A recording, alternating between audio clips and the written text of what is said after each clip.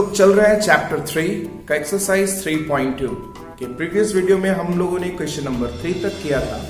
आज इस वीडियो में क्वेश्चन नंबर 3 के आगे के सॉल्यूशंस पर हम लोग बात करेंगे।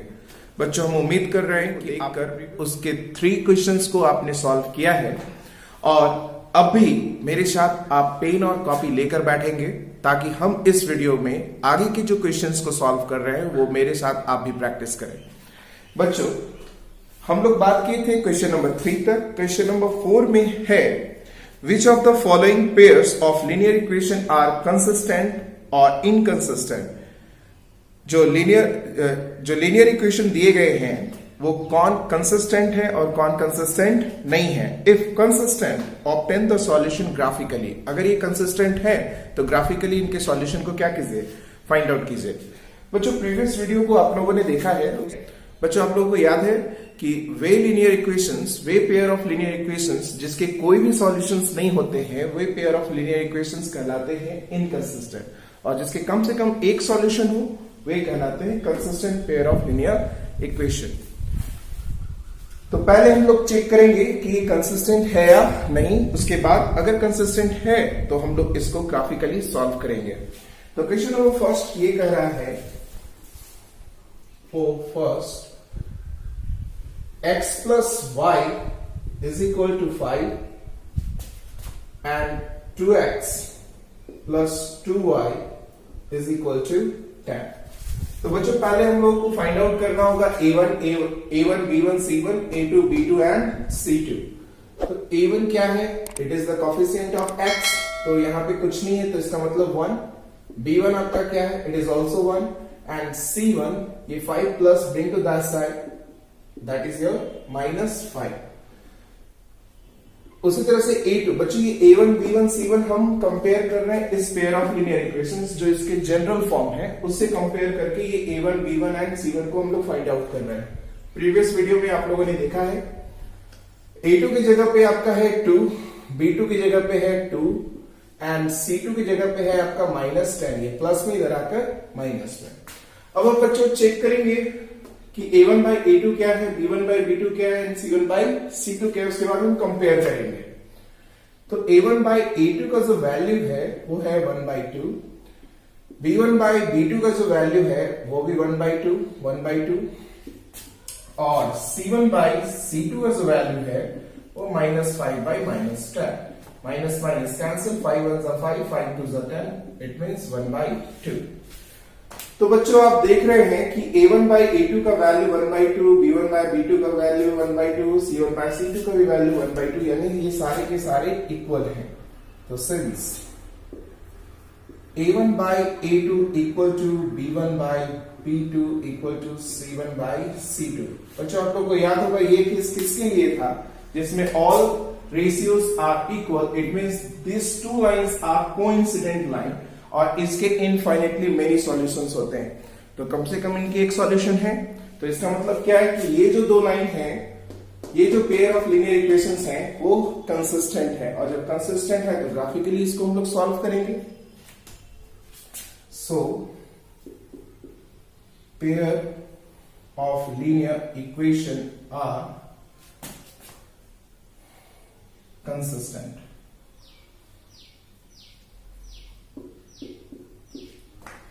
बच्चों, अगर ये कंसिस्टेंट है तो इसको हम लोग ग्राफिकली क्या करेंगे, सॉल्व करेंगे। तो इसको लेट करेंगे, this is your equation first and this is your equation 2।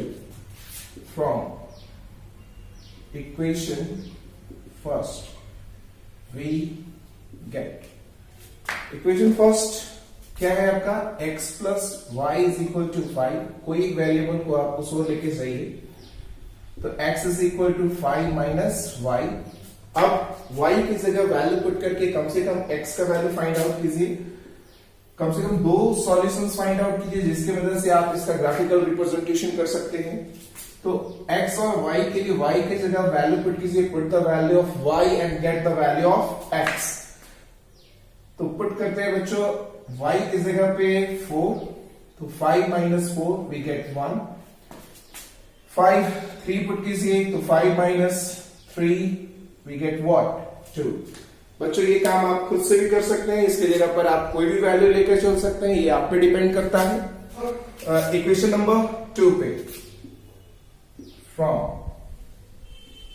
Equation 2 we gate. बच्चों इक्वेशन 2 क्या है? 2x plus 2y is equal to 10। बच्चों आप ये देख रहे हैं कि इन दोनों में 2 कॉमन है, तो ये 2 कॉमन एरियाज है, तो x plus y is equal to 10, 2 5 10। अब y को आप उधर ले जाएंगे तो आपको मिलेगा 5 माइनस y। आप देख रहे हैं बच्चों ये दोनों इक्वेशन सेम है, इसका मतलब है कि इसका जो ग्राफिकल रिप्रेजेंटेशन होगा वो दोनों एक ही लाइन होगा। पहले ही आप देख चुके हैं कि ये कोइंसिडेंट है, तो जो सॉल्यूशन इसका है वही सॉल्यूशन इसका भी हो, लेकिन इस बार आप कुछ अलग लेकर देख लीजिए। बच्चों मैं चाहता हूं वीडियो को आप यहां पे पॉज करके आप इसके अलावा कुछ वैल्यूज को फाइंड आउट कीजिए। चलिए, तो x की जगह पर अगर इस y की जगह पर अगर हम 0 रखते हैं तो हमें मिलेगा 5, अगर 2 रखते हैं तो 5 माइनस 2 हमें मिलेगा 3। अब इन सॉल्यूशंस की मदद से आप ग्राफिकल रिप्रेजेंटेशन कर सकते हैं, तो इसके लिए हम लोग ग्राफ ड्रॉ करेंगे। वीडियो को पॉज करके पहले आप इसको नोट कर लेंगे बच्चों। इसका ग्राफिकल रिप्रेजेंटेशन हम लोग करेंगे, तो x का वैल्यू हमें लेना है 1, y का वैल्यू 4, तो x से हम लोग 1 से जाएंगे और 4 पर ये पहला पॉइंट। दूसरा x का वैल्यू 2 से y का वैल्यू 3, तो ये हमारा हो गया दूसरा पॉइंट। इन दोनों पॉइंट्स को मिलाते हुए एक स्ट्रेट लाइन ड्रॉ करेंगे। इस स्ट्रेट लाइन का नेम क्या था बच्चों? x plus y is equal to 5। चलते हैं दूसरे लाइन के लिए, तो दूसरा लाइन भी सेम ही है, फिर भी हम लोग इसको पॉइंट आउट करेंगे। तो x का वैल्यू 5 लेंगे,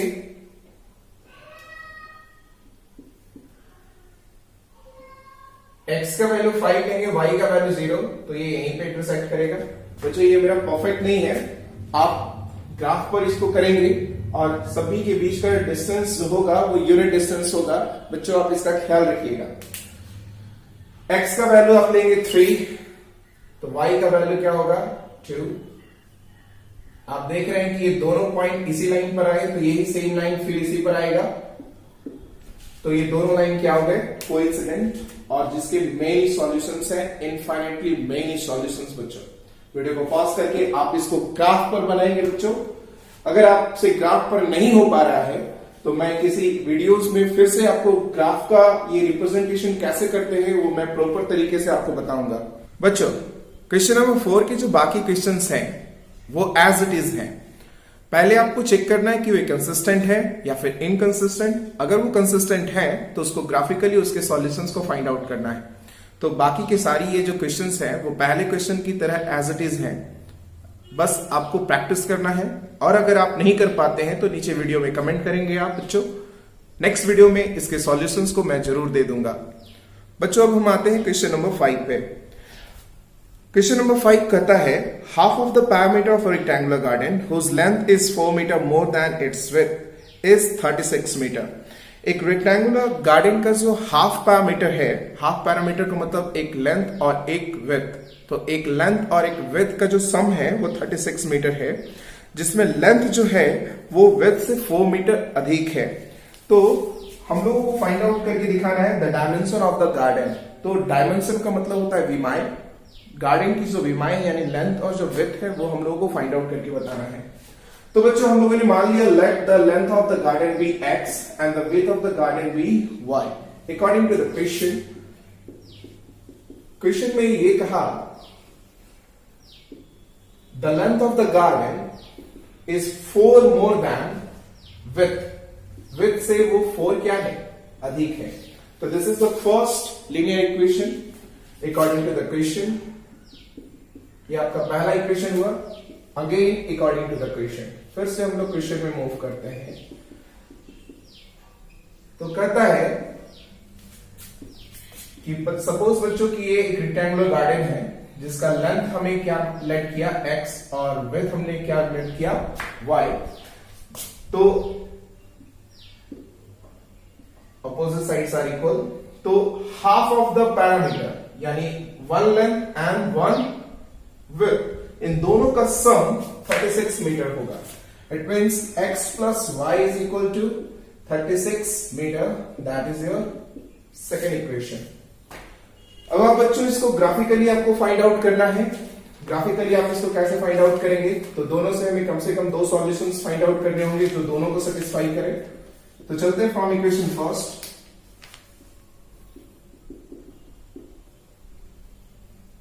इक्वेशन फर्स्ट है x is equal to Y plus 4. बच्चों ऑलरेडी एक वेरिएबल इधर है, तो आपको x और y की जगह पर ऐसे दो सॉल्यूशंस रखने हैं जो इन दोनों को सेटिस्फाइड करे. तो हम y का कोई भी वैल्यू लेकर चलते हैं. सपोज करते हैं y का वैल्यू 0 है, तो 0 प्लस 4 x का वैल्यू क्या मिलेगा बच्चों? 4. अगर हम y का वैल्यू 1 लेकर चले तो 1 plus 4 we will get what? 5. तो दैट इज द फर्स्ट. चलते हैं फ्रॉम इक्वेशन 2.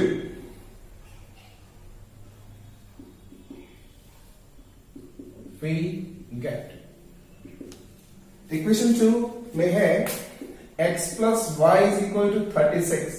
इट मीन्स एक उधर लेकर जाना है, तो x is equal to we can write 36 minus Y.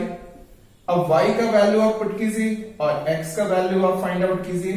At least दो सॉल्यूशंस हमें चाहिए ताकि हम इसका ग्राफिकल रिप्रेजेंटेशन करके इसका ग्राफिकल सॉल्यूशन फाइंड आउट कर सके.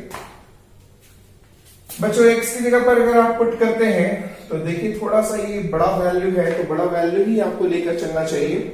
तो यहां पे भी आपको सुधारना चाहिए. 10 और 5 15 के मल्टीपल पर लेकर चलिए.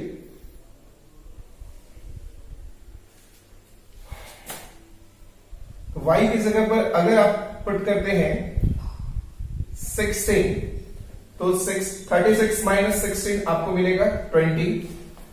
अगर आप y की जगह पे 20 पुट करते हैं तो यहां आपको मिल रहा है 16. बच्चों ग्राफ में ये थोड़ा बड़ा होगा, इसलिए इस वैल्यूज को भी हम लोग थोड़ा बड़ा ही लेकर चलते हैं.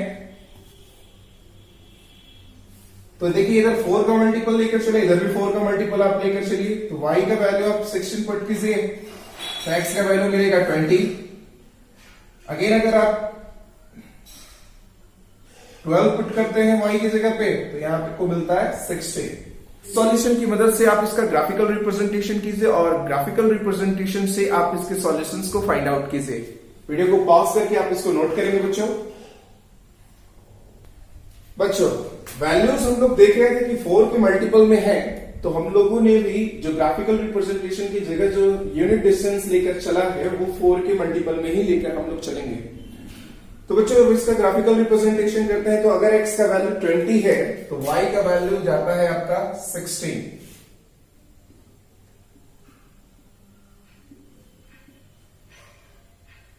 यहां एक पॉइंट मिलेगा.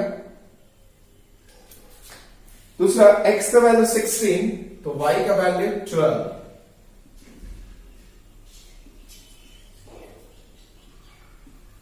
अब इन दोनों को मिलाते हुए आप एक लाइन ड्रॉ करेंगे. इस इक्वेशन का नाम था x is equal to Y plus 4. दूसरा लाइन है अगर आप x का वैल्यू 20 लेकर चल रहे हैं और y का वैल्यू 16, तो ये दोनों एक ही पॉइंट पे हो जाएंगे. अगेन x का वैल्यू 16 और y का वैल्यू 20, तो ये यहां आएगा. इन दोनों को मिलाते हुए आप लाइन ड्रॉ करेंगे बच्चों. तो देख रहे हैं कि ये दोनों कहां इंटरसेक्ट कर रहे हैं, जिनके सेम वैल्यूज हैं.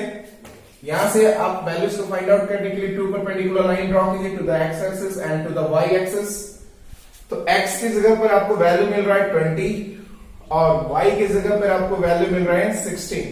It means the length of the rectangular garden is 20 metre and the width of the rectangular garden is 16 metre. Answer को चेक करने के लिए आप देखिए कि जो लेंथ था वो विड्थ से 4 ज्यादा था, तो 20 और 16 के बीच का जो डिफरेंस है वो 4 मीटर है. बच्चों उम्मीद कर रहा हूं कि आप इसको अच्छे से इसका ग्राफिकल रिप्रेजेंटेशन कर पाएंगे. यूनिट डिस्टेंस को इक्वल लेकर चलेंगे, बार बार इसे प्रैक्टिस करेंगे ताकि ये सॉल्यूशन आपका अपना हो सके. बच्चों चलते हैं क्वेश्चन नंबर 6 पे. Given that the linear equation 2x plus 3y minus 8 equal to 0, write another linear equation in two variables such that the geometrical representation of pair so formed is intersecting line parallel lines and coincident line. बच्चों एक linear equation दिया हुआ है, दूसरा linear equation in two variables में आपको find out करना है और वो इस तरह का होना चाहिए कि ये दोनों लाइन पहला इंटरसेक्ट करे, दूसरा पैरेलल हो और तीसरा कोइंसिडेंट हो। तो बच्चों इसके लिए आपको याद रखना होगा ये सारी सिचुएशंस। बच्चों ये जब दो पेयर ऑफ लीनियर इक्वेशंस होते हैं तो ये इंटरसेक्टिंग कब होते हैं? जब a1 by a2 का रेशियो b1 by b2 के रेशियो के इक्वल नहीं होता है। ठीक उसी तरह से जब ये तीनों रेशियोज इक्वल हो तो कोइंसिडेंट, और ये दो रेशियो इक्वल हो और तीसरा रेशियो इक्वल ना हो तो ये होता है पैरेलल। तो इसी तरह की सिचुएशन से आपको ये फाइंड आउट करना होगा, थोड़ा ब्रेन अप्लाई करना होगा और ये बताना होगा कि इसके इंटरसेक्टिंग लाइन, कोइंसिडेंट लाइन और पैरेलल लाइन क्या हो सकते हैं। बच्चों इसके इनफाइनाइट लीनियर इक्वेशंस हो सकते हैं। ये जरूरी नहीं कि जो आंसर मैं दे रहा हूं वही सही है। आप मेरे आंसर के स्थान पर आप कुछ और भी थिंक करके एक नया इक्वेशन बना सकते हैं। बच्चों हमारे मन में टारगेट ये होना चाहिए कि यहां a1 है, a2 हम ऐसा लें, b1 यहां है, b2 ऐसा लें कि ये दोनों का रेशियो इक्वल ना हो। तो अगर हम यहां पे 5x प्लस 7y ले लेते हैं और इसकी जगह पे कुछ भी इक्वल टू 0, तो आप देख रहे होंगे बच्चों फर्स्ट लाइन कि ये a1 और ये a2 यानी 2/5 और 3/7 ये इक्वल नहीं है।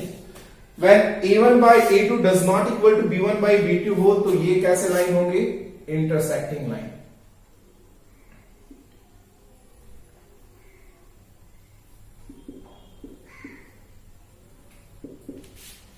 तो जरूरी नहीं कि यही सॉल्यूशन आपका हो। आपको पहले ही बताया कि बच्चों की लीनियर इक्वेशन इनफाइनाइट हो सकते हैं और यहां पर आप अलग अलग वैल्यूज को पुट करके अलग अलग सॉल्यूशन इक्वेशंस को भी फॉर्म कर सकते हैं और इसके कुछ भी आंसर हो सकते हैं। ये डिपेंड करता है आप पर कि आप कितना कर सकते हैं। दूसरा हमें बताना था पैरेलल लाइन। तो पैरेलल लाइन के लिए क्या होना चाहिए बच्चों कि a1 और a2 का रेशियो, b1 और b2 का रेशियो तो इक्वल होना चाहिए, बट c1 और c2 का रेशियो इक्वल नहीं होना चाहिए। तो 2 की जगह यहां पे a1 हमें 2 मिल रहा है, तो अगर हम यहां 4x डालें तो 2/4 1 मिलेगा हमें 1/2। तो आप देख रहे हैं 2 का मल्टीपल है, तो इसे भी आप लीजिए 2 का मल्टीपल यानी 6/y। तो ये देखिए इसका रेशियो क्या मिला? 3/6 यानी 1/2 1/2। a1 by a2 equal to b1 by b2 हो रहे हैं, बट नॉट इक्वल होना है क्या? c1 by c2। तो इसकी जगह पर आप कुछ भी वैल्यू पुट अप कीजिए तो ये 8 हो जाएगा 24, जिसका वैल्यू क्या मिलेगा? -1/3, जो इन दोनों के रेशियो के इक्वल नहीं होगा। तब ये दोनों लाइन होंगे पैरेलल लाइंस।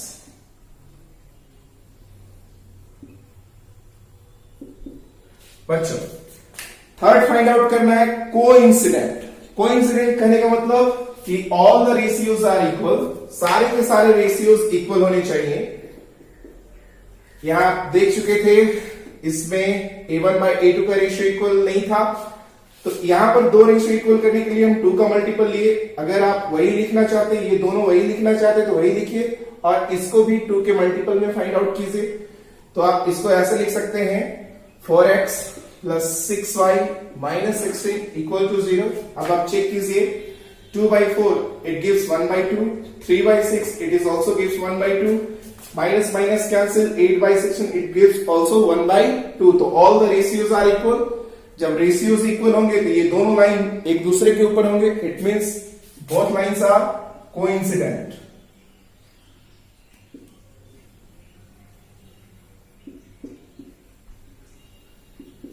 बच्चों मैं उम्मीद करूंगा कि आप इसी को नहीं लिखेंगे, आप इसकी जगह पर दूसरा एज्यूम करेंगे, दूसरे लीनियर इक्वेशंस को एज्यूम जो इन कंडीशन को सेटिस्फाइज करता हो। तो बच्चों उम्मीद करते हैं कि आप इसके अलावा दूसरे इक्वेशंस को फॉर्म कर सकते हैं। इसके मेनी आंसर्स हो सकते हैं, इनके इनफाइनाइट आंसर्स हो सकते हैं। ये डिपेंड करता है आप पे कि आप कितना सोच सकते हैं। बच्चों वीडियो को पॉज करके आप इसको नोट जरूर कर ले और इसके अलावा फिर आप कम से कम 5 और लीनियर इक्वेशन बनाएंगे। बच्चों क्वेश्चन नंबर 7 पे draw the graph of the equation x minus y plus 1 equal to 0 and 3x plus 2y minus 12 equal to 0।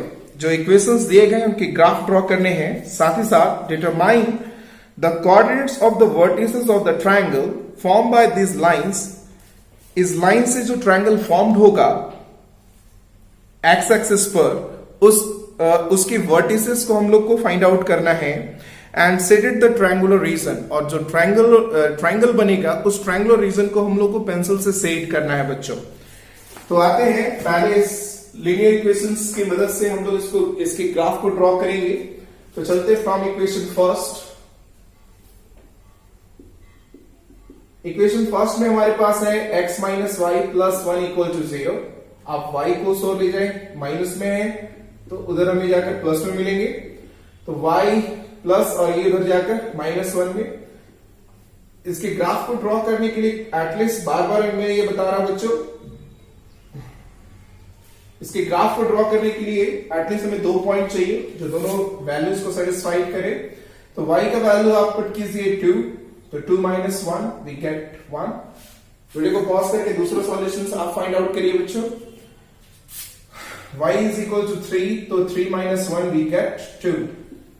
चलेंगे फ्रॉम इक्वेशन 2।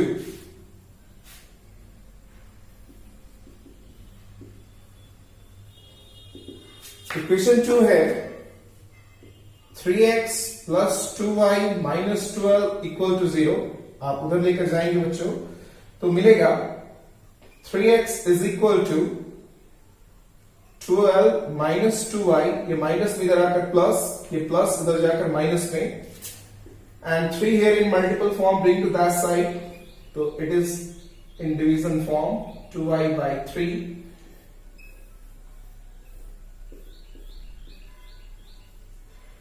बच्चों पुट कीजिए y का वैल्यू, तो y अगर हम 0 पुट करते हैं तो 2 इंटू 0 0, 12 by 3 वी गेट 4। अगर y is equal to 1 put करते हैं तो 2 1 से 2, 1 नहीं बच्चों, कम से कम आप यहां पुट कीजिए -3। y इज इक्वल टू आप पुट कीजिए -3, तो माइनस माइनस प्लस, 3 2 6, तो 12 प्लस 6 ये आपको देगा 8, तो 12 और 6 18 divided by 3 that should be 6। अब इसका ग्राफ ड्रॉ करके रिप्रेजेंटेशन करते हैं। तो x का वैल्यू हमें लेना है 1 से y का वैल्यू 2, x के वैल्यू 1 से y का वैल्यू 2,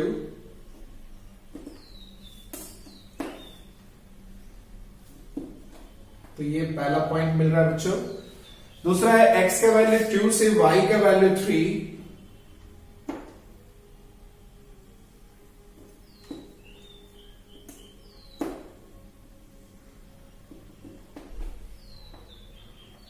इन दोनों को मिलाते हुए आप एक लाइन ड्रॉ करेंगे बच्चों।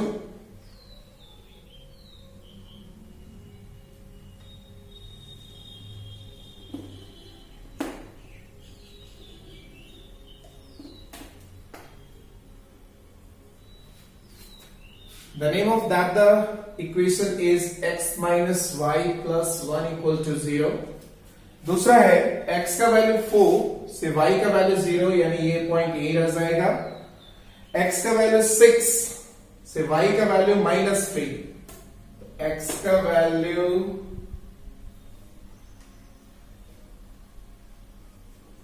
6 से y का वैल्यू आपका लेना है -3, तो ये पॉइंट यहां मिल रहा है बच्चों।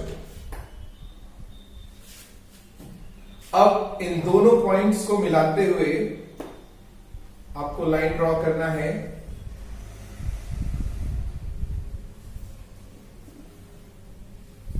तो बच्चों आप देख रहे होंगे कि यहां x एक्सिस पर एक ट्रायंगल फॉर्म हुआ है। इसी ट्रायंगल के हमें वर्टिसेस बताने हैं बच्चों।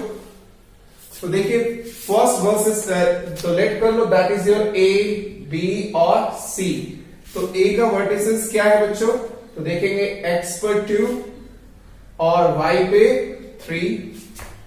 b का वर्टिसेस क्या है, तो b पे क्या दिख रहा है बच्चों, -1 x का वैल्यू, और 0 पर जाएंगे तो 0 कहां आ रहा है, y एक्सिस पे y का वैल्यू देखेंगे तो ये 0 पर आ रहा है, दैट मीन ओरिजिन पे। और c का वैल्यू आप देखेंगे बच्चों तो x का वैल्यू 4, और y का वैल्यू 0। तो ये जो ट्रायंगल थे इनके ये वर्टिसेस हो गए और अब आपको पेंसिल से इन्हें सेट कर देना है।